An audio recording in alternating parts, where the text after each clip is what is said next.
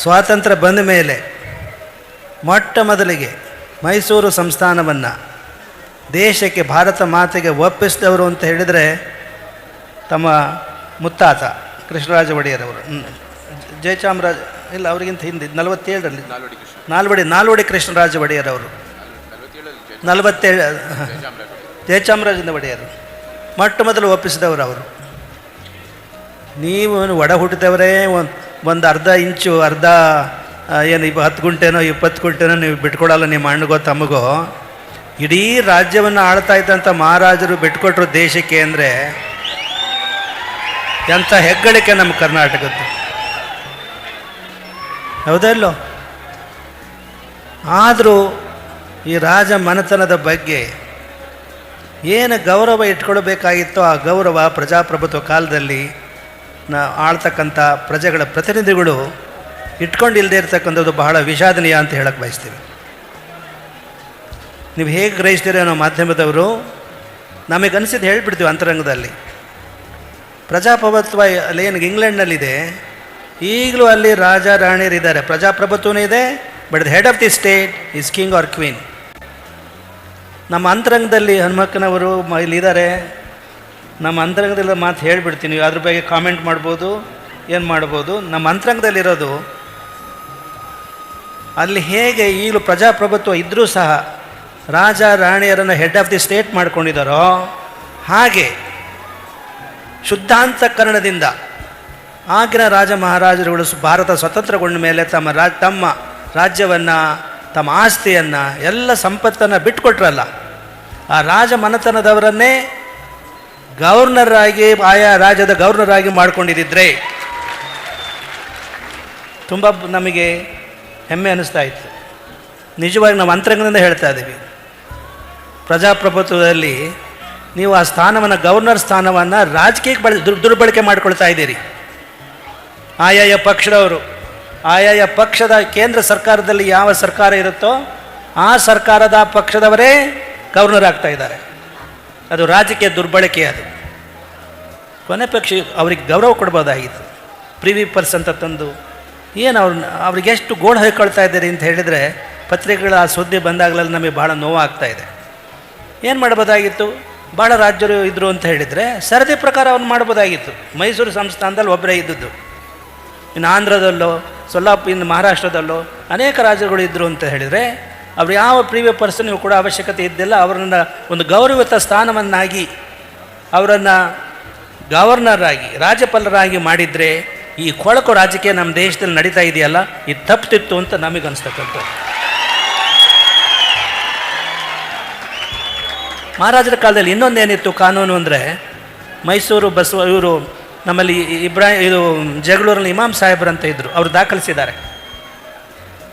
ಯಾರು ಆವಾಗ ಪ್ರಜಾಪ್ರತಿನಿಧಿ ಸಭೆ ಅಂತ ಇತ್ತು, ಪೀಪಲ್ ರೆಪ್ರೆಸೆಂಟೇಟಿವ್ಸ್ ಇದ್ದರು. ಅವರು ಕೇಳಿ ಇಲ್ಲಿ ಸರಿಯಾಗಿ, ಅವರು ಹೇಗಿದ್ದರು ಅಂತ ಹೇಳಿದರೆ, ಅಕಸ್ಮಾತ್ ಅವರು ವಿಧಿವಶರಾದರೆ, ಪ್ರಜಾಪ್ರತಿನಿಧಿಗಳು ವಿಧಿವಶರಾದರೆ ಅವ್ರದ್ದು ಆಯ್ಕೆ ಆಗ್ತಾಯಿತ್ತು. ಅವ್ರು ಯಾರಾದರೂ ಕಾಲವಾದರೆ, ತೀರ್ಕೊಂಡು ಹೋದರೆ, ಎರಡನೇ ಆ ಚುನಾವಣೆ ನಡೆದಾಗ ಯಾರು ಎರಡನೇ ಸ್ಥಾನದಲ್ಲಿದ್ದರೋ ಅವರನ್ನು ಪ್ರತಿನಿಧಿಗಳನ್ನಾಗಿ ಅವ್ರು ಆಯ್ಕೆ ಮಾಡ್ತಿದ್ರು, ಮರು ಚುನಾವಣೆ ಮಾಡ್ತಿರಲಿಲ್ಲ. ಹಾಗೆ ಈಗಲೂ ನಮ್ಮ ರಾಜ್ಯದಲ್ಲಿ, ಇಡೀ ದೇಶದಲ್ಲಿ ಯಾರಾದರೂ ಶಾಸಕರು ಮರಣ ಹೊಂದಿದರೆ ಎರಡನೇ ಸ್ಥಾನದಲ್ಲಿ ಯಾರಿರ್ತಾರೋ ಅವರನ್ನು ಶಾಸಕರನ್ನಾಗಿ ಮಾಡಿ ಯಾವುದೇ ಮರು ಚುನಾವಣೆ ಮಾಡಬಾರದು ಅನ್ನೋದು ನಮ್ಮ ಒತ್ತಾಸೆ. ಎಲ್ಲ ಚುನಾವಣೆಗಳು ಇಡೀ ವರ್ಷ ತುಂಬ ಬರೀ ಚುನಾವಣೆಗಳೇ ಆಗ್ತಾಯಿದೆ ಹೊರತು ದೇಶದ, ರಾಜ್ಯದ ಜನತೆಯ ಬಗ್ಗೆ ಕಾಳಜಿ ಇಟ್ಟುಕೊಂಡು ಮಾಡ್ತಕ್ಕಂಥ ಕೆಲಸ ಕಾರ್ಯಗಳು ಆಗ್ತಾಯಿಲ್ಲ. ಇದು ನಾವು ರಾಜಕೀಯ ಭಾಷಣ ಮಾಡ್ತಾ ಇಲ್ಲ. ಇವತ್ತಿನ ರಾಜಕೀಯ ವಿಷವರ್ತುಲವನ್ನು ನೋಡಿ ನಾವು ಈ ಮಾತನಾಡ್ತಾ ಇದ್ದೀವಿ. ಈಗಲೂ ಈ ಮಹಾರಾಜರ ಮನೆತನದವರಿಗೆ, ಅರಮನೆಯಲ್ಲಿವರಿಗೆ ಎಷ್ಟು ಗೋಳು ಹಾಕೊಳ್ತಾ ಇದ್ದಾರೆ ಅಂತ ಹೇಳಿದರೆ, ಅದನ್ನು ನಾವು ಯಾವ ವಿವಾದಾತ್ಮಕ ಹೇಳಿಕೆಗಳನ್ನು ಕೊಡಲ್ಲ. ಆದರೆ ಉದಾರವಾಗಿ ದೇಶಕ್ಕೆ ಬಿಟ್ಟುಕೊಟ್ಟಂಥ ಮೊದಲನೇ ಮಹಾರಾಜರು ಮೈಸೂರು ಮಹಾರಾಜರು. ಹಾಗೆ ಹೈದರಾಬಾದಿನ ನಿಜಾಮರು ಬಿಟ್ಕೊಡ್ಲಿಲ್ಲ, ನಿಮಗೆ ಗೊತ್ತಿದೆಯಲ್ಲೋ, ಬಿಟ್ಕೊಟ್ಟಿಲ್ಲ ಅವರು. ಆಗ ಸರ್ದಾರ್ ವಲ್ಲಭಭಾಯ್ ಪಟೇಲ್ರವರು ಏನು ಮಾಡಬೇಕಾಯಿತು? ಸಿಪಾಯಿಗಳನ್ನಲ್ಲಿ ಕಳಿಸ್ಬೇಕಾಯಿತು, ಬಲವಂತವಾಗಿ ವಶಪಡಿಸ್ಕೋಬೇಕಾಯಿತು. ಈ ಹಿನ್ನೆಲೆಯಲ್ಲಿ ಎಷ್ಟು ಗೌರವಾನ್ವಿತ ವ್ಯಕ್ತಿಗಳಾಗಿ, ಉದಾರವಾಗಿ ಇಡೀ ಸಂಪತ್ತು ಮೈಸೂರು ಸಂಸ್ಥಾನದ ಸಂಪತ್ತನ್ನು ಏನು ಧಾರಾಳವಾಗಿ ಬಿಟ್ಟುಕೊಟ್ರು, ಅವರೆಲ್ಲೋ ಸ್ವಲ್ಪ ಅವರ ವಾನುವಂಶಿಕವಾಗಿ ಬಂದಂಥ ಕೆಲವು ಅರಮನೆ ಮತ್ತಿತರ ಸಂಪತ್ತೇನಿದೆ ಅದ್ರ ಬಗ್ಗೆ ಕೋರ್ಟ್ನಲ್ಲಿ ನಮ್ಮ ಸರ್ಕಾರಗಳು ಕೇಸುಗಳನ್ನು ದಾಖಲೆ ಮಾಡಿಸ್ತಾರೆ, ಗೋಳು ಹಾಕೊಳ್ತಾರೆ ಅಂದರೆ ನಾವು ಇಲ್ಲಿ ಬಲವಾಗಿ ಅದನ್ನು ಖಂಡಿಸ್ಲಿಕ್ಕೆ ಬಯಸ್ತೀವಿ. ಕೂತು ಮಾತಾಡಿ. ನೀವು ರಾಜ್ಯಭಾರ ಮಾಡಲಿಕ್ಕೆ ಅವಕಾಶ ಮಾಡಿಕೊಳ್ತಾರೋ ಅರಸೊತ್ತಿಗೆ ಅರಮನೆಯ ಈ ಮಹಾರಾಜರುಗಳು, ಕೂತು ಮಾತಾಡಿ. ಯಾಕೆ ನ್ಯಾಯಾಲಯಕ್ಕೆ ಹೋಗ್ತೀರಿ? ಕೂತು ಮಾತಾಡಿಕೊಂಡು ಅವರೇನಾರ ಆಳ್ವಿಕೆ ಇದ್ದಿದ್ದರೆ ನೀವೆಲ್ಲಿರ್ತಿದ್ರು ತಿಳ್ಕೊಳ್ಳಿ. ಅವರ ಆಳ್ವಿಕೆ ಇದ್ದರೆ, ಮಹಾರಾಜರ ಆಳ್ವಿಕೆನ ಮುಂದುವರಿದ್ರೆ ಇವತ್ತು ಯಾರ್ಯಾರು ಕೋರ್ಟಿಗೆ ಹೋಗಿದ್ರು ಅವ್ರ ವಿರುದ್ಧವಾಗಿ ಎಲ್ಲಿರ್ತಾ ಇದ್ರಿ ನೀವು? ಯೋಚನೆ ಮಾಡಿ. ಈ ಹಿನ್ನೆಲೆಯಲ್ಲಿ ಅವೇನೇನು ಕೇಸುಗಳಿವೆ ಮಹಾರಾಜರ ಅಥವಾ ಮಹಾರಾಣಿಯರ ವಿರುದ್ಧವಾಗಿ ಆ ಎಲ್ಲ ಕೇಸುಗಳನ್ನು ರಾಜ್ಯ ಸರ್ಕಾರದ ಆಡಳಿತ ಚುಕ್ಕಾಣಿ ಹಿಡಿದಿರೋರು ಅದನ್ನು ವಾಪಸ್ ತಗೊಳ್ಬೇಕು. ಅಷ್ಟೇ ಅಲ್ಲ, ಅವ್ರ ಜೊತೆ ಕೂತು ಮಾತಾಡಬೇಕು. ಅವರು ಈ ರಾಜ್ಯ ಆಳಿದವರು, ಆ ಸಂತತಿಯನ್ನು ಗೌರವಿಸಬೇಕು, ಅವ್ರನ್ನ ಗೋಳು ಹಾಕಬಾರದು. ಇದನ್ನು ನೀವೆಲ್ಲ ಈ ರಾಜ್ಯದ ಎಲ್ಲ ಪ್ರಜೆಗಳು ಇದನ್ನು ಆಡಳಿತ ಚುಕ್ಕಾಣಿ ಹಿಡಿದಿರ್ತಕ್ಕಂಥ ಸರ್ಕಾರಕ್ಕೆ ನೀವು ಒತ್ತಾಯಿಸಬೇಕು ಅಂತ ನಾವು ಬಯಸ್ತೀವಿ. ಈ ಹುಣ್ಣಿಮೆ ಮಹೋತ್ಸವ ನಮಗೆ ಭಾಳ ಅಯ್ಯೋ ಅನಿಸ್ಬಿಡುತ್ತೆ, ತುಂಬ ಅಯ್ಯೋ ಅನಿಸ್ತಾ ಇದೆ. ನಾವು ಬಹಿರಂಗವಾಗಿ ಅನೇಕ ಆಪ್ತ ವ್ಯಕ್ತಿಗಳು ಹೇಳ್ತಾ ಇದ್ವಿ, ನಾವು ಬಹಿರಂಗವಾಗಿ ಹೇಳ್ತಿರಲಿಲ್ಲ. ಆದರೆ ಇದೊಂದು ನಮಗೆ ಪ್ರಪಂಚದ ಎಲ್ಲದು ನೋಡಿದ್ದೀವಿ. ಅಮೇರಿಕ ನೋಡಿದ್ದೀವಿ, ಇಂಗ್ಲೆಂಡ್ ನೋಡಿದ್ದೀವಿ, ಕೆನಡಾ ನೋಡಿದ್ದೀವಿ, ಯುರೋಪ್ ಎಲ್ಲ ನೋಡಿದ್ದೀವಿ. ಅಲ್ಲಿರ್ತಕ್ಕಂಥ ರಾಜಕೀಯ ಸನ್ನಿವೇಶಗಳ ಹಿನ್ನೆಲೆಯೇ ಬೇರೆ, ಇಲ್ಲಿರೋದೇ ಬೇರೆ. ನಮ್ಮ ನಿಜವಾಗಿಯೂ ಮಹಾರಾಜರು ಅವ್ರನ್ನ ಎಂ ಪಿಗಳು ಅಂತ ನಾವು ಕರೆಯೋದಕ್ಕಿಂತ ಈಗಲೂ ಮಹಾರಾಜರೇ ಅಂತಲೇ ಅವ್ರನ್ನ ಗೌರವಿಸ್ಲಿಕ್ಕೆ ಬಯಸ್ತೀವಿ. ಒಂದು ರೋಚಕವಾದ ಘಟನೆ ಇದೆ. ಈ ಮಹಾರಾಜರಿಗೆ ಗೊತ್ತಿದೆಯೋ ಇಲ್ಲೋ, ಭಾಳ ರೋಚಕವಾದ ಘಟನೆ. ಏನದು ಅಂದರೆ, ಜಯಚಾಮರಾಜ ಒಡೆಯರ್ ಇವ್ರ ತಾತ ಬೇರೆ ದೇಶಕ್ಕೆ ಹೋಗ್ತಾಯಿದ್ರು. ಅವರು ಹೋಗುವಾಗ ಜೊತೆಗೆ ಒಂದು ಪೂಜಾ ಪೆಟ್ಟಿಗೆಯನ್ನು ಇಟ್ಕೊಂಡು ಹೋಗ್ತಿದ್ರು. ಇದಕ್ಕೆ ಗೊತ್ತಿದೆಯಲ್ಲ ತಮಗೆ? ಗೊತ್ತಿದೆಯಾ? ಪೂಜಾ ಪೆಟ್ಟಿಗೆಯನ್ನು ಇಟ್ಕೊಂಡು ಹೋಗ್ತಾಯಿದ್ರು. ಪೂಜಾ ಪೆಟ್ಟಿಗೆಯನ್ನು ಪಕ್ಕದಲ್ಲಿರೋ ಸೀಟಿಗೆ, ಖಾಲಿ ಸೀಟ್ ಅಲ್ಲ, ಆ ದೇವರ ಪೂಜಾ ಪೆಟ್ಟಿಗೆಯನ್ನು ಇಟ್ಕೊಳ್ಳಿಕ್ಕೆ ಅವರು ಖರೀದಿ ಮಾಡ್ತಿದ್ರು ಟಿಕೆಟನ್ನು. ಅದರ ಮೇಲೆ ಇಡ್ತಿದ್ರು 2ನೇ ಸೀಟ್ನಲ್ಲಿ. ಏರ್ ಹೋಸ್ಟೆಸ್ಸು ಅಲ್ಲೇನು ವಿಮಾನದಲ್ಲಿ ಕೂತಿದ್ರು, ಎಲ್ಲ ಹೆಡ್ ಕೌಂಟ್ ಮಾಡಿದರು. ಒಬ್ಬ ಕೊರತೆ ಬೀಳ್ತಿದ್ದಾನೆ. ಅದಕ್ಕೆ ಅನೌನ್ಸ್ ಮಾಡಿಸಿದ್ರು, this is the last call for mister Pooja Pettige. ಭಾಳ ನಗು ಬರುತ್ತೆ, ಬಟ್ ನಡೆದ ಘಟನೆ ಇದು. This is the final call for mister Pooja Pettige ಅಂತಂದು. ಅವ್ರಿಗೆ ಪೂಜಾ ಪೆಟ್ಟಿಗೆ ಅಂದರೆ ಗೊತ್ತಿಲ್ಲ ಅವರಿಗೆ, ಅವ್ರ ವ್ಯಕ್ತಿ ಅಲ್ಲ, ಅದು ದೇವರ ಪೂಜೆ ಸಾಮಗ್ರಿ ಅನ್ನೋದು ಗೊತ್ತಿರಲಿಲ್ಲ ಅವರಿಗೆ. ದಿಸ್ ದಿ ಫೈನಲ್ ಕಾಲ್ ಅಂತ ಹೇಳಿ ಅನೌನ್ಸ್ ಮಾಡಿದ್ರು ಅನ್ನೋದನ್ನು ಕೇಳಿದ್ದೀವಿ. ಅದು ಎಲ್ಲಿ ಓದಿದ್ದೀವೋ ಗೊತ್ತಿಲ್ಲ, ನಮಗೆ ಓದಿದ ನೆನಪಿನಿಂದ ಹೇಳ್ತಾ ಇದ್ದೀವಿ. ಅದು ಎಲ್ಲಿ ರೆಫರೆನ್ಸ್ ಇದೆಯೋ ಮಹಾರಾಜರ ಜೊತೆಗೆ ಆಮೇಲೆ ತಿಳ್ಕೊಳ್ಳೋಕ್ಕೆ ಪ್ರಯತ್ನ ಮಾಡ್ತೀವಿ. ನೋಡಿ ಎಷ್ಟು ಶ್ರದ್ಧಾಭಕ್ತಿ ಇತ್ತು. ನನ್ನೊಂದಿಗೆ ನಡೆದಂಥ ಘಟನೆ ಒಂದು ಹೇಳ್ತೀವಿ.